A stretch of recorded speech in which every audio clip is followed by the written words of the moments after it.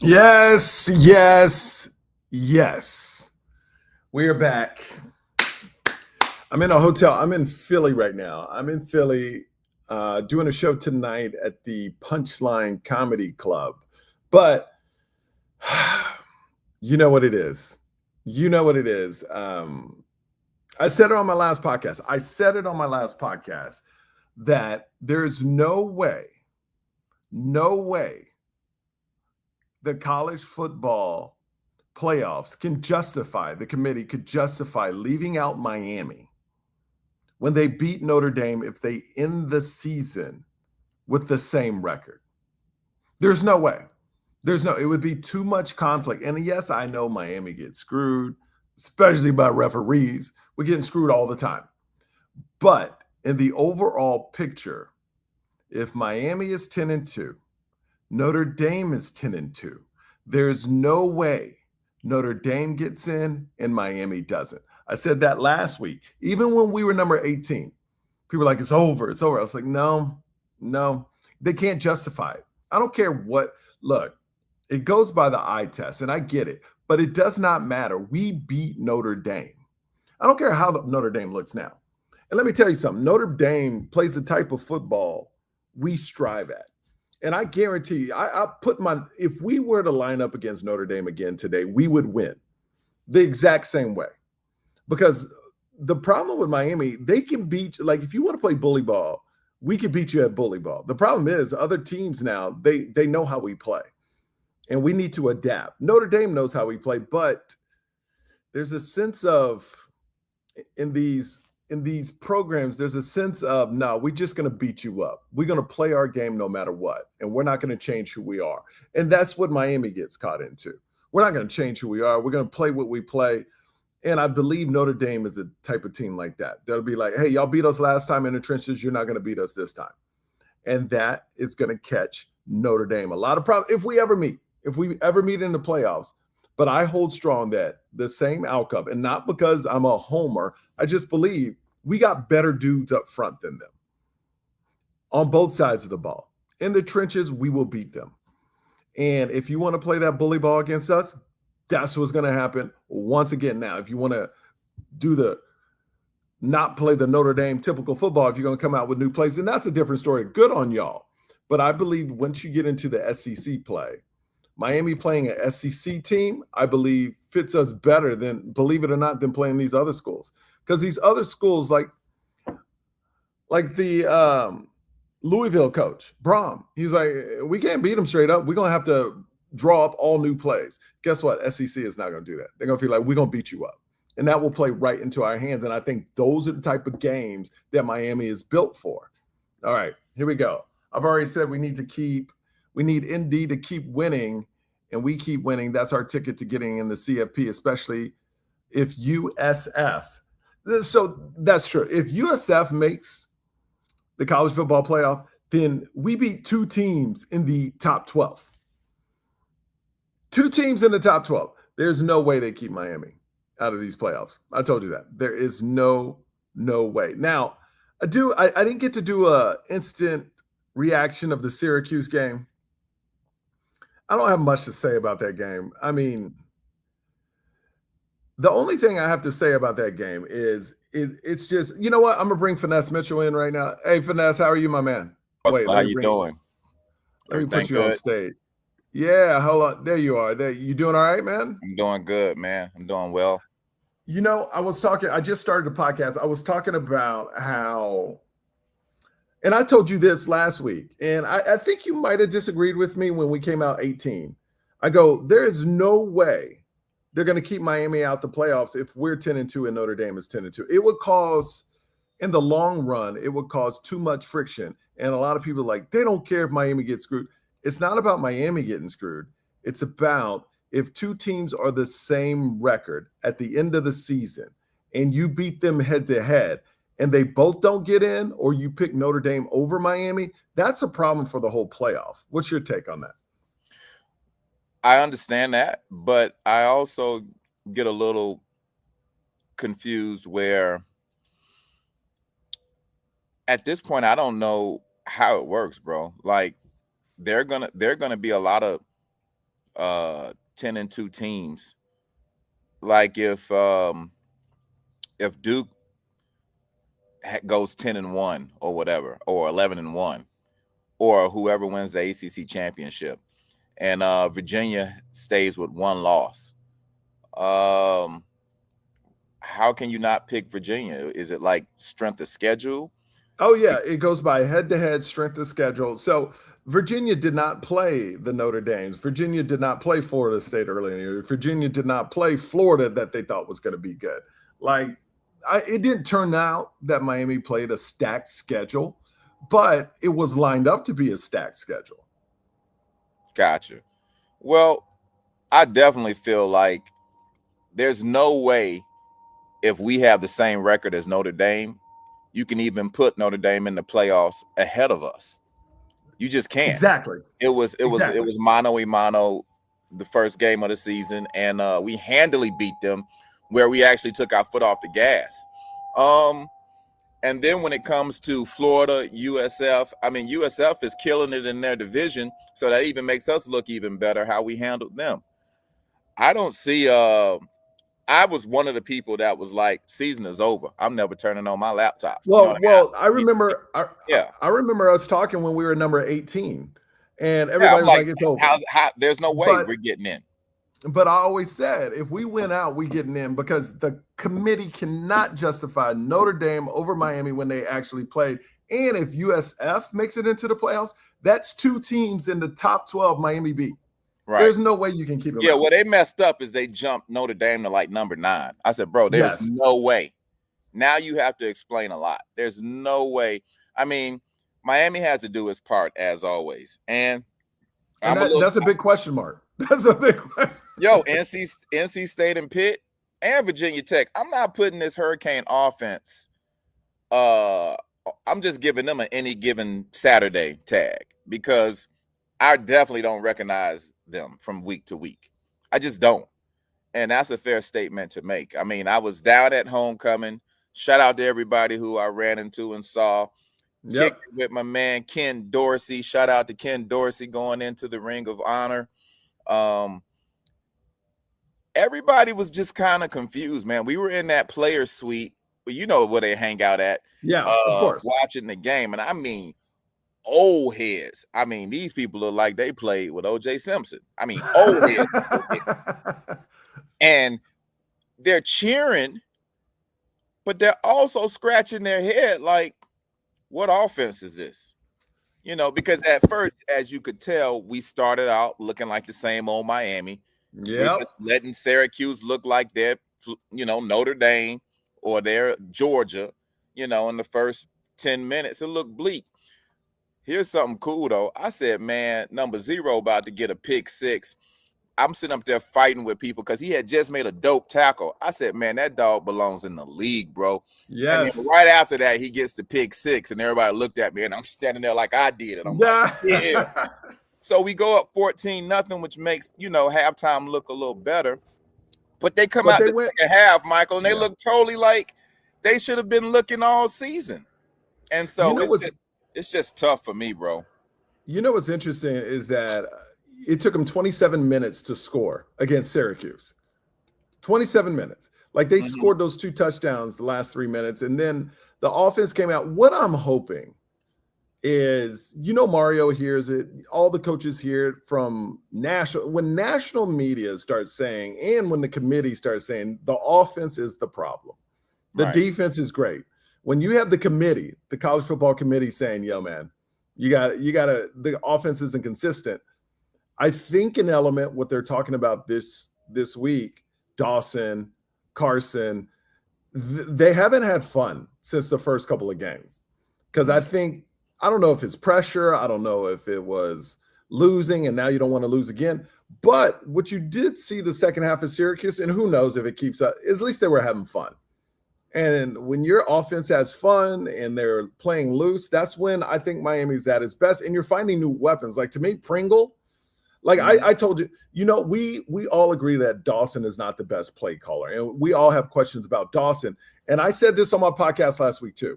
Dawson made a comment that stood out to me. He goes, even though when he was getting snippy with these reporters, he goes, look, Every handoff starts with the A and B gap. The running backs can go anywhere they want. That was Dawson in an indirect way saying, we don't have the backs to find the holes. To me, because Fletcher doesn't have great vision. Shamar Brown is good, but he doesn't have great vision. But then when you get a back end like Pringle, you're like, oh, this is what a back with vision looks like in this offense. Does that make sense? Yes, but no. Okay. Only because when I saw Gerard Pringle run the ball successfully, the guards were pulling, CC was pulling, and they was coming around that corner. It wasn't a lot of it. The ball was being handed off, but he was going in a direction where he was going around the edge, which was purposefully done. They were not running Gerard Pringle right up the A and B gaps. For me, that's a cop-out for Shannon Dawson to say, yo, you can go wherever you want to go. Yeah, if you swing that thing outside and it gets stuck. And let me tell you what I mean by this. If you swing that thing that's going up the A and B gap and you get stuck out on the edge, you know what the coach gonna say? Exactly what he said on national TV when the camera was on him. He gotta hit the hole, and that's that BS. That's that that's that. Ooh, let myself off the leash off the hook as an offensive coordinator. But my thing is why I don't look. Mark Fletcher gives us all to Miami, and I don't. And like I said, that dude he bleeds orange. Answer me this. Hold on. Answer me this real quick. Did you see CC pulling from one side to the other on any Mark Fletcher runs this year? No. But I did see a lot of missed cutbacks and a lot of things not envisioned where it's an open touchdown if they make a cut to the left. To the left or to the right. To the right. So what I'm saying is, to me, Lyle may have gotten too heavy for this season. He looked sluggish. I don't know if he's still hurt.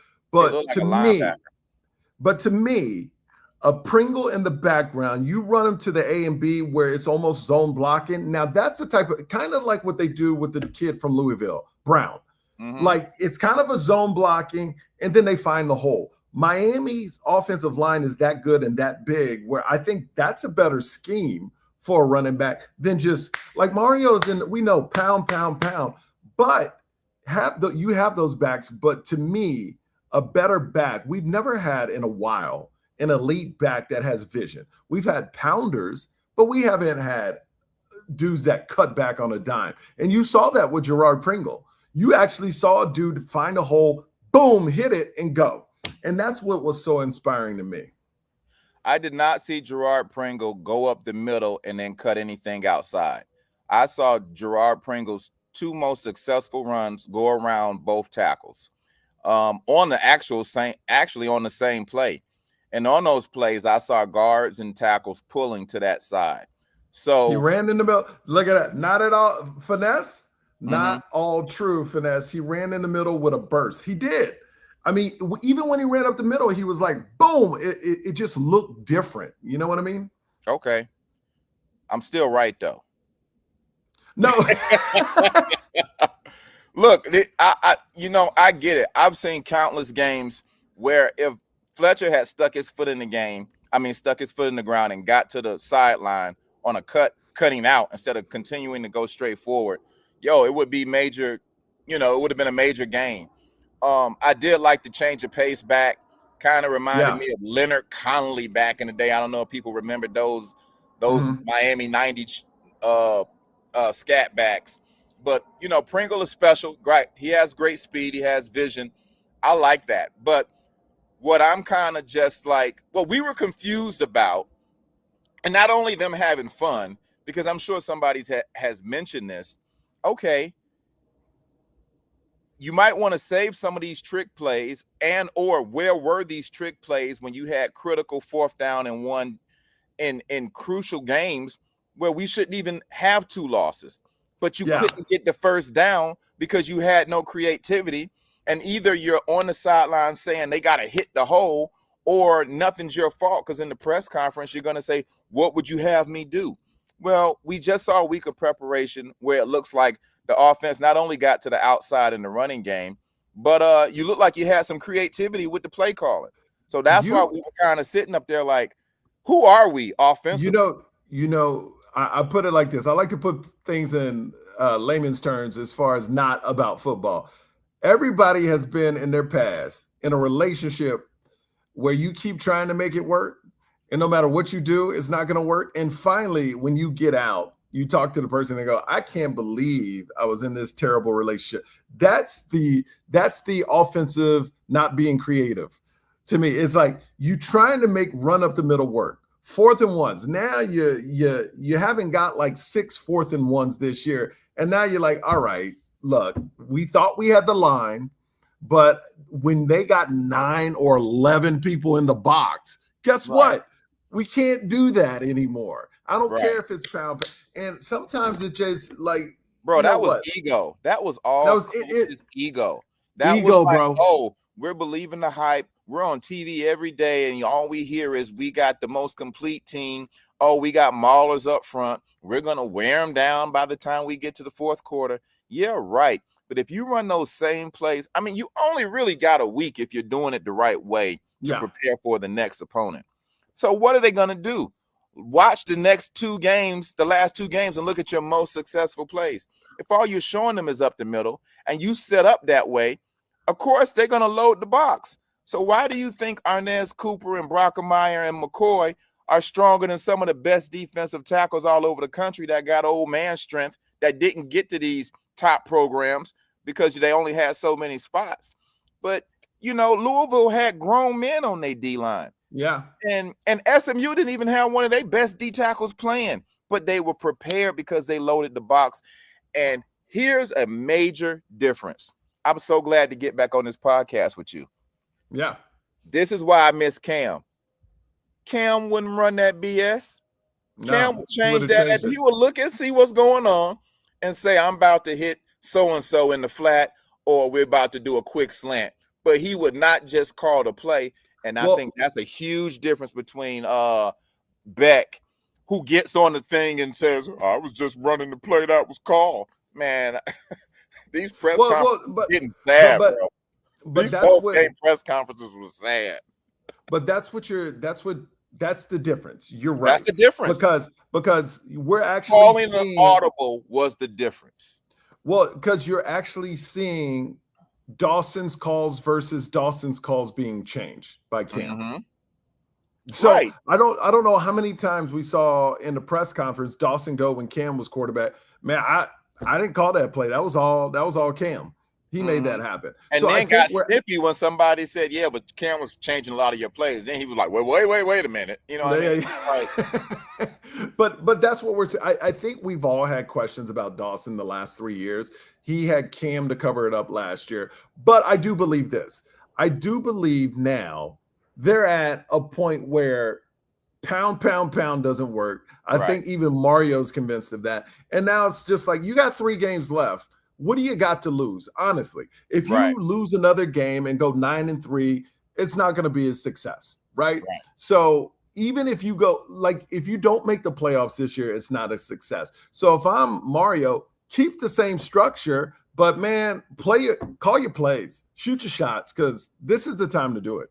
You know where Beck to me looked the most like Cam? Where? When he threw the quick slant to Marion. That looked straight like a Cam Ward play to Sam Brown up in Louisville the year before. Like you gotta take the reins off of a guy and say, yo, we paying you $3.5 million. You want to go to the league? Show me what you got. Hit this man on a quick slant. I mean, you have to play that way and stop doing so many screens and stop doing so many up the middles, because once they start loading the box, you got to take shots down the field. And I think Beck just got into his own smoke, bro, when he was throwing those Hail Marys in the Louisville game and just thinking, oh, me and Malachi? Sure. No, man, you can't play football like that, And so that was a hard lesson. There's no way SMU should have hung around in that game. That was a harder lesson. And so for us to come out and, come out in the second half and the offense looked like, it was clicking and having fun, maybe we take that energy into the NC State game. Joseph, who will be just like Rom with an off week And I don't know if you went and saw some of the NC State clips, bro. They I chop did. block. Oh yeah, You see that? just like prom. They chop block. Is that legal? Because I the don't couple I even saw, know. The way I saw like, it, I was like, whoa. because it wasn't a submarine block. These were chop blocks. I thought that was Yes. illegal. You definitely can't do it from behind. Yeah. But to just lunge at somebody's legs, I don't know the rules on that. But that looked very dangerous. Dangerous, and what we call it suspect and cat. Like, to do that, and cat is AKA slash the P word. You know what I mean? It's like, bro, to just dive at somebody's legs, that's crazy, man. It's a thing where, yes, I think, and here's the thing about North Carolina State. They've lost 3 conference games. Clemson, I believe Duke, and somebody else, but they put up points. Their defense gives up a lot of points, but what I'm worried about that is our offense doesn't put up a lot of points. Yeah, they looked like us last year. Yeah, so I was watching Carson Beck. He just did another interview. And like I said, a lot of times Carson is in his feelings and he puts out too much, where he could just kind of hold it in. But he goes something like, it's all about building trust with the receivers and stuff like that, which I understand. It's good. To me, and what I've seen is a lot of receivers have been dropping the ball lately. So he's not going to those people because he doesn't like JoJo. Now we know. Yeah, I was now we know why JoJo doesn't play. Are you saying JoJo? I'm saying JoJo. You said a lot. And I'm like, I can think of only 2. Okay, but let's talk about JoJo. I think the thing is, we're fans, and a lot of fans. I was never on the "Where's JoJo at" train. Right. I was more on what reasons aren't JoJo playing. Right. Because let's be honest, these coaches, it's not like somebody sitting somebody. They want to win. And they're going to put people in to win. That's the whole, because they lose money, they lose jobs, they lose status, they lose recruits. They want to win. So there's something about JoJo that didn't click. And now we send him in the games. And I'm going, maybe in practice, he would just drop balls a lot. Right. Maybe that was it. Maybe he didn't come out of his breaks hard that we've seen in games. Who knows? You can have 3 stars. You can have 4 stars. You can have 5 stars. I think when you analyze players in practice and you realize your Lamar Thomases are just as fast as your Kevin Williams and Horace Copelands, but Lamar Thomas was a twig and he wasn't a 5-star recruit, but he torched the entire league all season long. Those, for all you young cats, that's just back in my day. I saw Lamar at homecoming. It reminds, but it's kind of like CJ Daniels. Yeah, it reminds me of somebody. It reminds me of a KJ Osborne, who was not the biggest guy, but the amount of work he put in and how they told us all throughout, anybody who was listening, how he was leading the wide receiver room and everybody was following his work ethic. I was just like, oh, okay. And then he proved it on the field. Well, same thing with CJ Daniels. His first couple of days, we were like, oh, everybody said he was like suspect. This dude is a baller. Oh, man.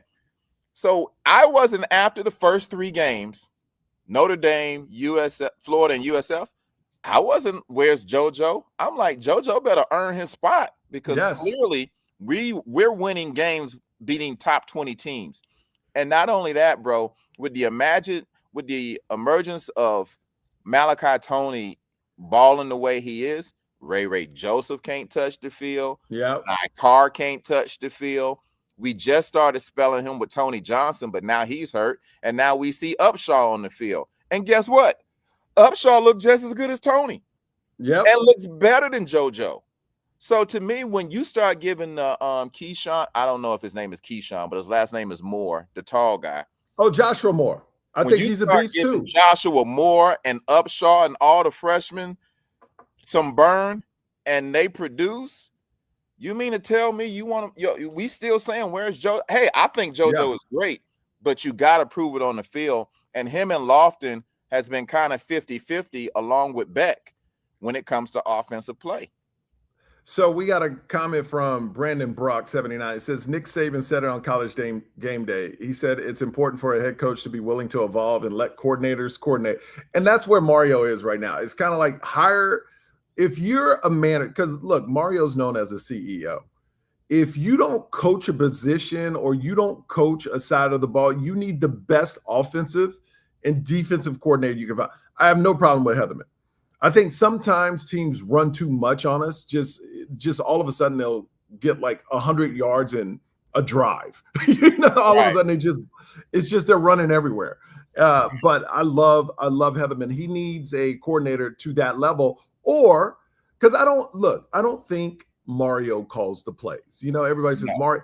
I think Mario does what Mario does is like, hey, let's just make sure we're ball control. He's not telling him what to run. He's telling him, hey, in this game, depending on the clock and stuff like that, let's run the clock out a little bit. Or he's going, hey, let's go for it. Let's pass. But he's not saying, Dawson, run the A and B gap. I don't think he's doing that's Dawson's play calls. And look at him, what he did in Houston. Look at him, what he did in other places. It's the same offense. So it hasn't changed.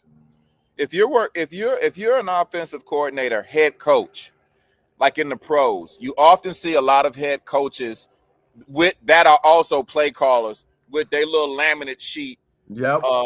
You'll see Rhett Lashley with his laminate sheet, and I'm sure on that sheet he got 10 plays for 3rd and 1, and he gets to pick which one he likes, and he doesn't have to check in with anybody. Yeah. Mario Cristobal is not calling any plays. No plays. Job is to say 4th and 1, we're going for it. His job is to say we're on a 34-yard line, but it's 4th and 2, field goal. That's it. That's why I was mad at Mario Cristobal in that Syracuse game last year, because you brought Cam there for a reason, and I'll never forgive him taking the ball out of Cam's hands and kicking a field goal to give it right back and put that sorry defense on the field with under a minute and 30 seconds to go. Are you kidding me? Dumb. Let Cam throw to Brevin Jordan or Estrepo or what, but let's just say, yo, we going out because we the Hurricanes. We going out with a bang. So I kind of lost respect there. And watching Mario this year, you'll often see Mario lean over his shoulder and kind of check in like, hey, what we running? But Dawson ignores him because he's concentrating. And that's not even Mario's job, unless Mario got 5 plays that he really loved and he said, hey, why don't we do the flea flicker to CC? Stuff like that. But other than that, bro, you got to let your offense coordinator call the game, and then they got to take responsibility when the offense doesn't put up any points. I mean, the head coach makes the identity of the team. I think he does want the team to ground and pound, but he also at the same time is not calling just run it up the middle. Because you saw last week they had outside run plays. It's not like they just practiced that this week and put them in effect. I mean, they've had them. They just haven't run them. And I believe, like I told you before, I think 20 years ago, fans didn't know as much as coaches. Now I can go to ChatGPT and get all the same information these coaches get. I can find out what NC State runs the most. I can find out what plays, what their tendencies are as well. And I don't need tape because ChatGPT and all these other things got it. So it's kind of like fans know way more than we've known in the past. And when we speak and it's a big voice where everybody's kind of on the same page, and then you see it come to fruition, like run outside, put it starts to happen. And I think the coaches are catching wind of it. Not that we are controlling them, but it's kind of like, why beat a dead horse? Running up the A and B is not going to work on 4th and 1. You got to be creative. And I don't care if Dawson was creative this game when it didn't matter. I don't care. It's like, you got to do it because there's more creative plays. It's not like you're just going to run those 2. So all I ask is that you learn something from the Louisville bye, which was they really had time to practice for you for 2 weeks. And so if you don't think NC State is going to come with the smoke, and if you don't think that stadium is going to be filled with everybody who is fans of CJ Bailey, and if you don't think that their coach, who can score the ball, is going to add some wrinkles, like to hear the defense say, "Oh, they was doing stuff we haven't seen before." Yeah, Yep. that's kind of how college football works. That's called coaching. Yeah. So I'm hoping that it's a Wednesday. This is the day where you ground and pound and you really get your game plan together for Saturday, and all the film watching has been watched. But you really got to prepare to shake this kid. He's still a freshman. He ain't Cam Newton What? or No, Charlie this kid, Ward or he's like a Cam sophomore. Ward. Wait, he's a sophomore or a junior, isn't he? I thought he was a freshman quarterback. No, not CJ Bailey. He played last year. He started Oh, last okay. year. Well, then Yeah. that makes it even more scarier. Well, But you got to contain them, and they have one dope running back. They have two good ones, but one is dope. And you just got to be ready to play, man. This is another trap game in my opinion. Finesse, stop with the trap. They all trap games. They all trap games. They all trap games. I said it last year. Every game Miami plays this year is a trap game. There are no easy games, and that's why I know. And between, like, I'll say it out loud. That's why I know Miami isn't there. When Miami struggles in the ACC, Miami is not there yet. This should be a cakewalk. Because let me tell you this: if Ohio State played the ACC, it wouldn't even. They would run through this conference. But you also have to look at it like this, bro. It has to be coaching. Yes. Because there's no way you're going to beat Notre Dame, USF, and Florida, and then have Florida beat Texas, and then have Notre Dame beat everybody they get in front of, and then all of a sudden we lose to SMU. It's play calling and preparation and costly mistakes, which they kind of limited last week. Like when our offensive line jumps. Yeah, no reason. I mean, you set yourself up so far behind the 8 ball when 3rd and 2 goes to 3rd and 10. You know what I mean? It's just like you can't do it. You cannot do it against great teams, because then you panic and the quarterback clearly panics, and now we don't know what to call because we were ready for 3rd and 2. You know what I noticed about Beck, and I'm not this is just what I noticed. If Beck looks past his second read, that's when he's dangerous to throw an interception. The longer he stands in the pocket, it seems that's when he'll be like, all right, I'm going to just try this. Because I notice if he gets it out quick, he's good. He hardly ever. But if he stands there and really looks at the field for more than 2 reads, that's when he usually gets in trouble. Right. Because he's like, and I'd rather him just run the ball. Yeah. I'd rather him run, get 3 yards, and slide.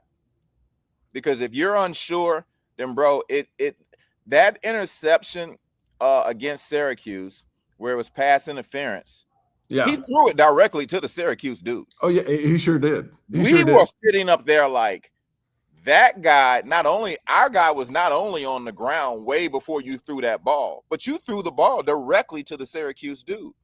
Yeah. And this is what Beck does not do. I haven't seen him do it this year. Yeah. I've never seen him do that. I've always seen him do this. Yeah. like everybody made a mistake but you, bro. Okay. Yeah. All right. You threw the ball up so high in the air where Malachi Tony is now in a jump ball situation, and you get and he's 5'1". And you get a pick, and you just come off the field with your head down, bro. You got to be like, that's on me. My bad, coach. You go down the line on the bench. Yeah, my bad. Yeah, hands. My bad. We gonna. But you can't do this whine and that doesn't look good as a leader. So we're already past 30 minutes. I just want to wrap things up really quick. I want to go through the line on a couple of things.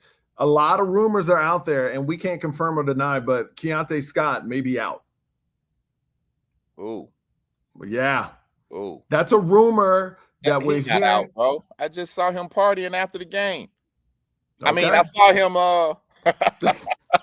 I just out. No, he came to the tailgate after the game. The rumor is he's a brother that he got hurt. Yo. Oh, he is? Nope. Yes, sir. They had to let me know. But wait. But that's the rumor that he got hurt in practice.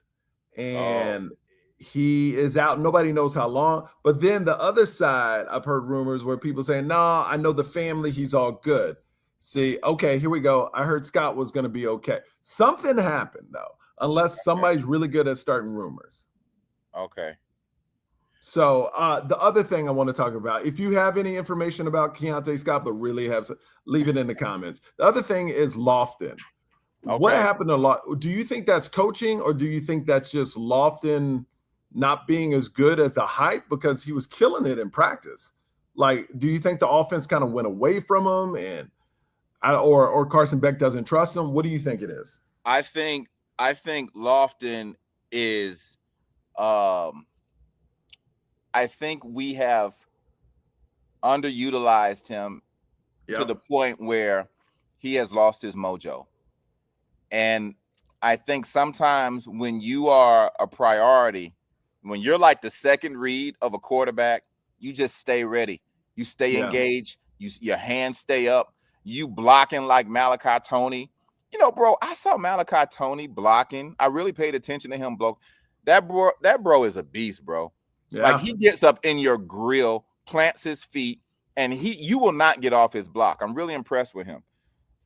I think Lofton has just been so underutilized that he's depressed. You can be an offensive depressed weapon, and you don't know when the ball is coming to you, which means that you're making mental mistakes, which means that every time the ball is thrown to you, you're not even expecting it, you know? And so I don't know how you fix that, because answer me this.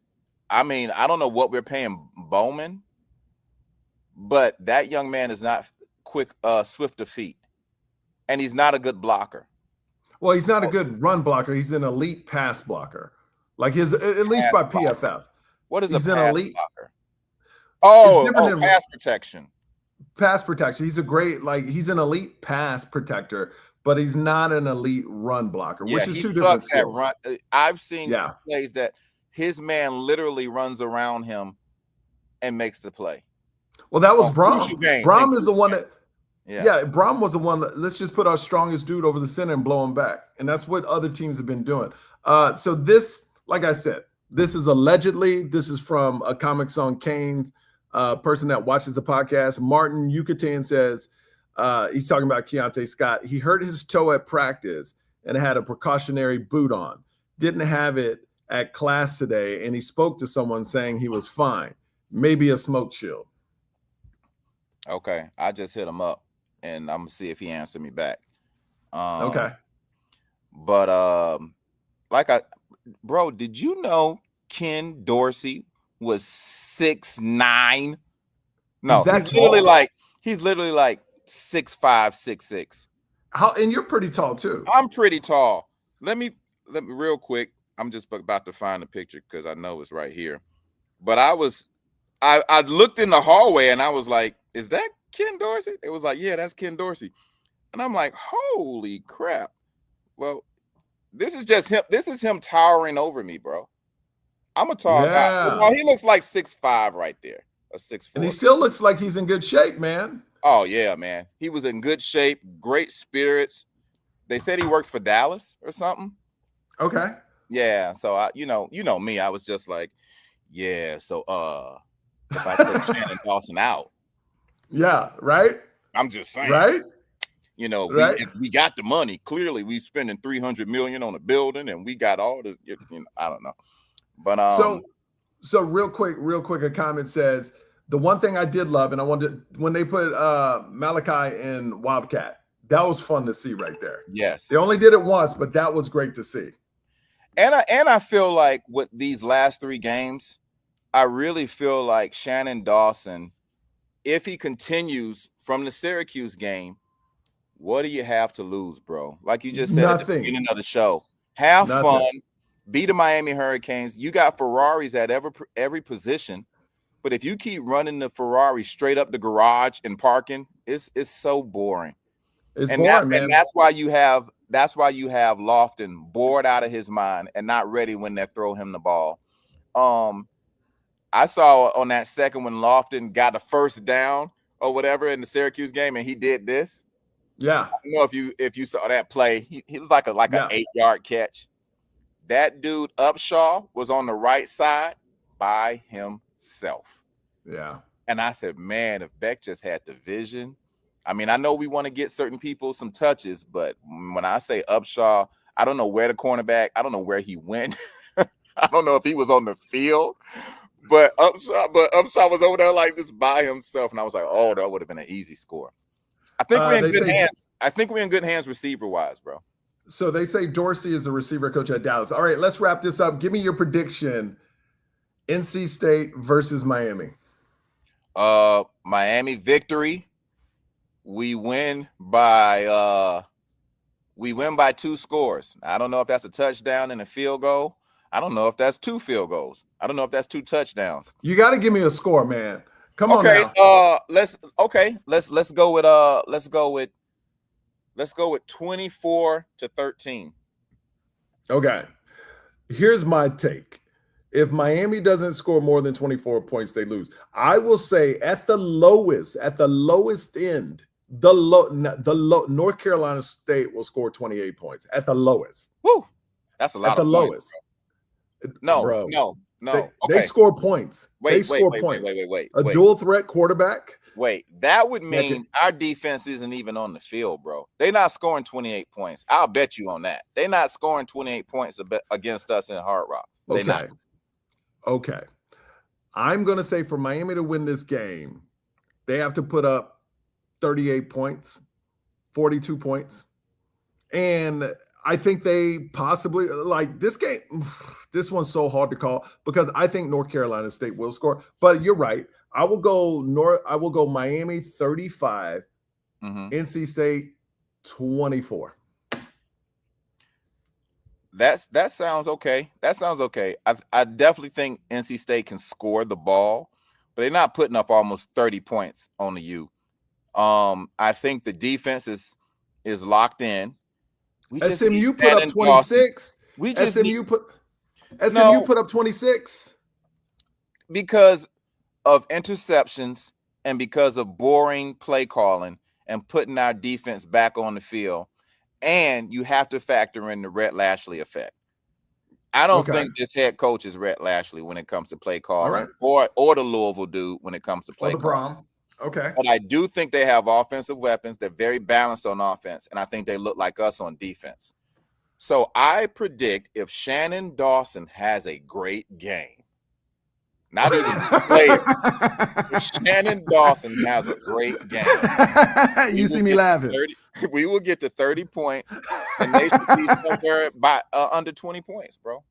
Okay. The defense going to show out. We're going to rattle that kid. I hope so. And let me tell you something. Akeem Mesidor was playing out his mind last week. So if he can keep that up, Bane does Bane. So what's your final score? Are you sticking with Louisville only scoring 13? I mean, with NC State only scoring 13? They're definitely scoring under 20 points. They will not score over 20 points. All right. So I'm going 35-21 or 35-20. And yes, for all the people hitting my comments saying, yeah, SMU scored 26, but in overtime, my point is they scored 26. I don't care if it was overtime. I don't care if it was triple overtime. They scored 26 points. I know it was overtime. All right. Finesse, where you at? Where can people? Dude, it's so ridiculous. That's so ridiculous. So ridiculous. Just think. Hold on. Just think. If you went to SMU 2 years, you made the playoffs and you beat Miami. Yeah. And when these blogs, there's a blog called Kane Sports or something like that, and this guy's always defending Mario Cristobal and saying we don't have enough elite talent. But for some reason, when our talent leaves, they beat us on less. But he's always defending Mario. Like Mario's the great. It's like, no. And I hope you go on record, because I remember maybe 2 shows into the beginning of the season, you said, ain't no way SMU beating us. And I said, have you seen SMU? Have you seen the size of SMU? Finesse, they're not beating us. I said, okay. And they should. And you're right. They shouldn't have. They shouldn't have beat us. They shouldn't have beat us. When I saw the team and when I saw we just had a horrible game, bro. If JoJo Trader catches that ball, Anyway, I'm in Houston this weekend at the Sam Houston racetrack. They have a nice comedy club inside there. So I'm in Houston November 14th and 15th. And then I'm in Pleasanton in the Bay Area, Pleasanton, California at Tommy T's with Tisha Campbell November 21st and 22nd. And then November 29th, I'm with Joe Claire out in DC, Bowie, Maryland, called Banging and Bowie. Banging and Bowie. Banging and Bowie. FinesseMitchell.com for tour dates. I'm in Philadelphia. I'm in Philadelphia right now. I'm doing the Punchline on a Wednesday night because I was going through to New York. I'm at the Comedy Cellar tomorrow night in New York City. I host a private event Saturday, and then Sunday, 50 tickets away from selling out Cobb's in San Francisco. Come on out. I need 50 more people. Let's go, San Fran. On a Sunday night. That's so cool, bro. So what you do is you, along your travels, you'll be like, hey, I'll be in Philadelphia. Hey, who has the Wednesday? Can I have a show? Yep. Yeah, because I know I have to be in New York and they were canceling flights. So about 3 weeks ago, I just go, can I go? Like, I'll probably do 100, 150 people, but it's a Wednesday night. I don't care. It's great practice. It's fun to meet the fans in Philly. Mm-hmm. So I'll do Philly because I know I have to be in New York anyway. Right. So I'll just pick up a one-nighter, you know? Yeah. And then roll from that. And then Sunday, I'll be at the Philly Punchline December 20th and 21st. Cool. I like Philly Punchline. I like the stage. I like the way it looks. I love the people. Yeah, I like everything about it. I like everything about it. All right, man. Have a great one. Thank you for watching Comics on Kane. Subscribe. We'll see you next time. Later. Yo. All right, man. It's all about